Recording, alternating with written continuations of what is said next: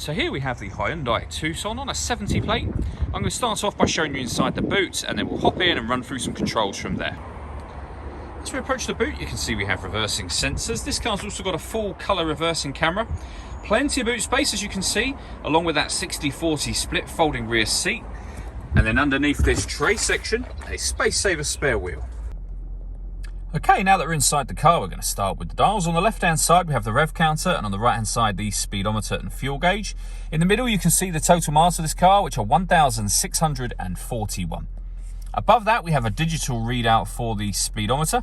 You can change the information that's displayed there by using controls on the steering wheel.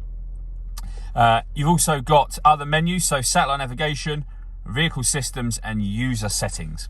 And to make those adjustments, I was using these buttons just here. We also have cruise control and speed limiter over that side. On the left-hand side, we have stereo and phone controls. The phone controls can only be used after such time as you pair up the phone.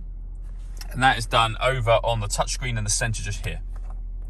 Hit all menus, and then you hit phone and follow the instructions on screen. When it comes to music, we've got the radio, of course. And you'll see there we have DAB, FM, and AM. You can go back a page from up here if you wish to.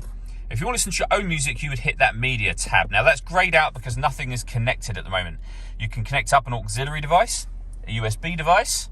You can stream your music wirelessly via Bluetooth audio, and depending on what phone you've got, you'll see there we have Android Auto and Apple CarPlay. This car's also got satellite navigation. There's a full video showing how that works on both our website and on our YouTube channel. If I pop the car into reverse, you'll see we have a full colour reversing camera with guidelines showing you what direction the car is headed in relation to the image being shown on the screen. Working our way down, we have the dual zone climate control, so we can turn it on by adjusting the fans. You can determine what direction you'd like the air to be distributed in. When you're happy with those settings, the air conditioning is off, or back on again, or hit auto. The car will now maintain the temperature you've asked for by taking full control of the fan speed for you. It also takes control of the direction as well. And you can override that whenever you wish to. Under that, we have two 12-volt charging sockets, as well as the auxiliary and USB inputs, a 6-speed manual gearbox, and then these buttons down here. So you can turn the parking sensors on and off. This one turns off the stop and start. This car's designed to cut out when it's stationary in traffic to save you fuel. That system is now off. And then these two I'll show you up on here.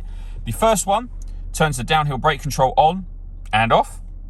And the second one changes the driving steering mode from sport to normal. All that leaves me to say is thank you for taking the time to watch this video. If you'd like to come see the car in person and have a test drive, please feel free to call any of our MJA sites. We'd love to hear from you soon.